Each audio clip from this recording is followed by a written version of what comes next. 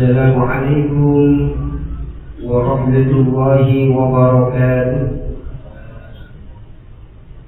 الله أكبر الله أكبر الله أكبر الله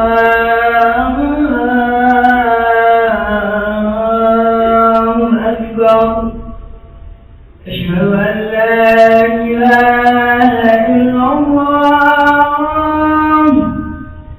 أشهد أن لا إله. أشهد أن محمدا رسول الله. أشهد أن محمدا رسول الله.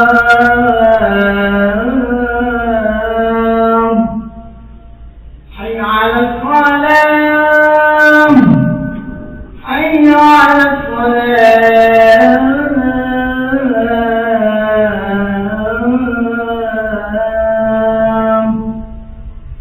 حي على الفلاح.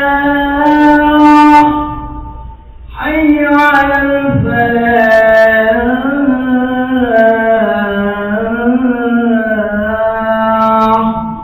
الله أكبر الله أكبر.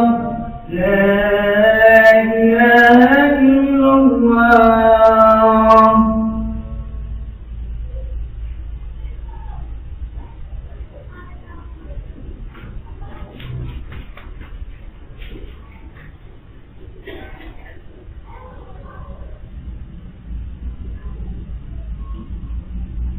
الحمد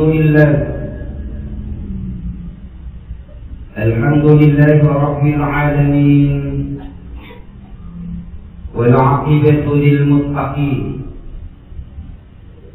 ولا عدوان إلا على الظالمين. أشهد أن لا إله إلا الله وحده لا شريك له، الملك الحق المبين. وأشهد أن سيدنا ومولانا محمدا عبده ورسوله الصادق الوعد الأمين. اللهم صل وسلم وبارك على سيدنا محمد وعلى آله وأصحابه أجمعين. أما بعد، فيا أيها الناس، أوصيكم ونفسي بتقوى الله، فقد فاز المتقون. بسم الله الرحمن الرحيم. رب اشرح لي صدري ويسر لي أمري واحلل عقدة من لساني يفقه قولي. kaum muslimin, para jamaah yang berbahagia, mari kita berterima kasih kepada Allah atas segala anugerah yang Allah limpahkan kepada kita. Momentum singkat ini kita bisa bermunajat, bersimpuh, sholat berjamaah, Tentu semua itu karena kasih sayang Allah. Sholat kita menunjukkan Allah sebagai Tuhan, kita sebagai makhluk. Allah sang pencipta, kita sebagai hamba. Tidak pantas seorang makhluk menjadikan pangkat jabatan ataupun kedudukan sebagai Tuhan. Mereka juga sama-sama makhluk, maka tidak dibenarkan kita saat ada panggilan Allah, kita kemudian mengabaikan panggilan itu, menuhankan pekerjaan kita, menuhankan status kita, menuhankan semua atribut yang melekat di dalam diri kita. Ini menunjukkan kita bukan siapa-siapa, kita adalah makhluk, Allah adalah Tuhan kita. Menunjukkan dimensi kemanusiaan. Saat kita menoleh ke kanan, saat kita menoleh ke kiri dalam salam sholat kita itu, kita mengidentifikasi adakah di kanan kiri kita, di sekeliling kita, ada kawan seiring teman sejawat kita yang membutuhkan. Adakah di antara kita yang membutuhkan pertolongan kita? Lambaian tangan kita akankah kita biarkan begitu saja?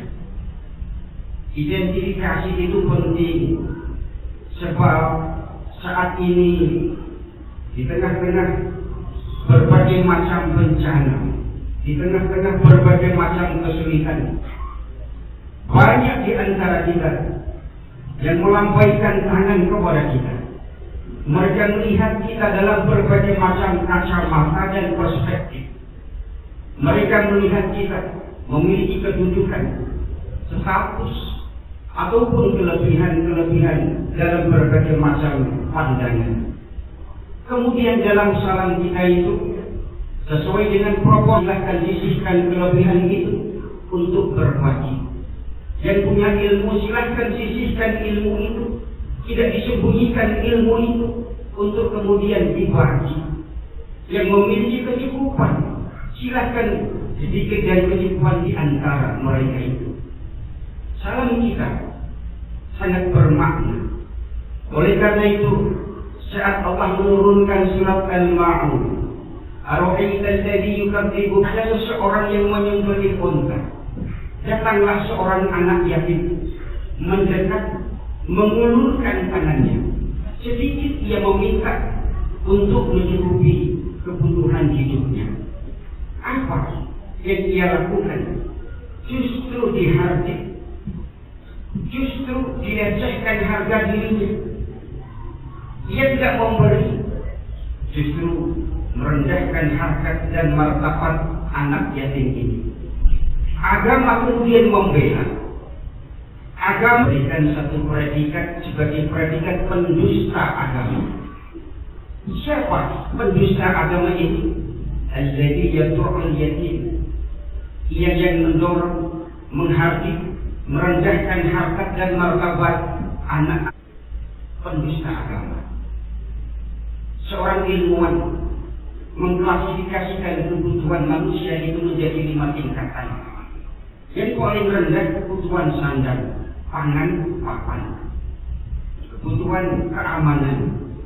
Kebutuhan yang tertinggi adalah aktualisasi diri, harga diri. Ketika sandang, pangan, papan ini dilecehkan, tidak diberikan oleh orang yang mampu, justru malah menghardik dan melecehkan harga dirinya, kebutuhan yang paling atas ia kedepankan. Dan agama sudah membela hak-hak ataupun warga yang paling rendah sekalipun, kasta, status sosial yang paling kecil sekalipun.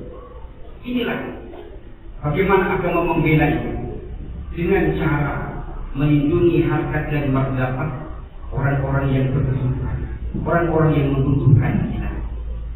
Maka para hadirin yang dimuliakan Allah Subhanahu wa Ta'ala, salam kita saat sholat itu menunjukkan dan menjawantahkan posisi kita sebagai hamba, sebagai makhluk yang diciptakan dengan segala macam potensi, yang kita miliki, semua predikat yang melekat di dalam diri kita persembahkan untuk Allah melalui jalur dan dimensi-dimensi kemanusiaan yang berada di sekeliling kita, yang terdekat di antara kita, kawan seiring teman sejawat kita yang membutuhkan kita.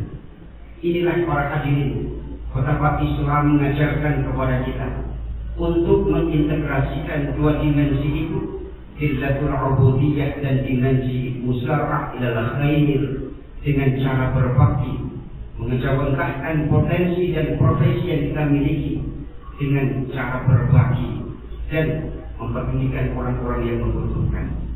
Inilah sekelumit renungan betapa Allah membela kaum-kaum lemah dan orang-orang yang membutuhkan. Siapa lagi yang akan bergerak kecuali kita yang saat ini dalam profesi dan status di atas mereka. Semoga Allah memberikan kekuatan kepada kita, memberikan keberkahan dalam semua potensi yang Allah titipkan kepada kita.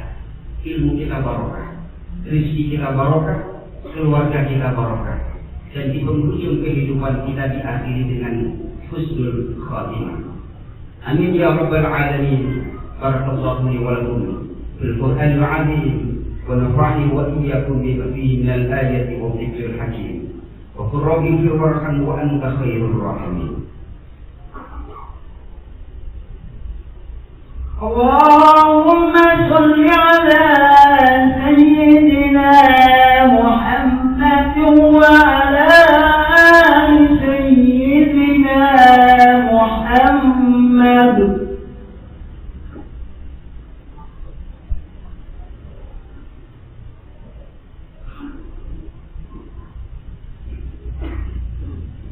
الحمد لله الذي أمرنا بالمبادرة بالأعمال الصالحة، أن لا إله إلا الله وحده لا شريك له، المعد المخلصين الجنة.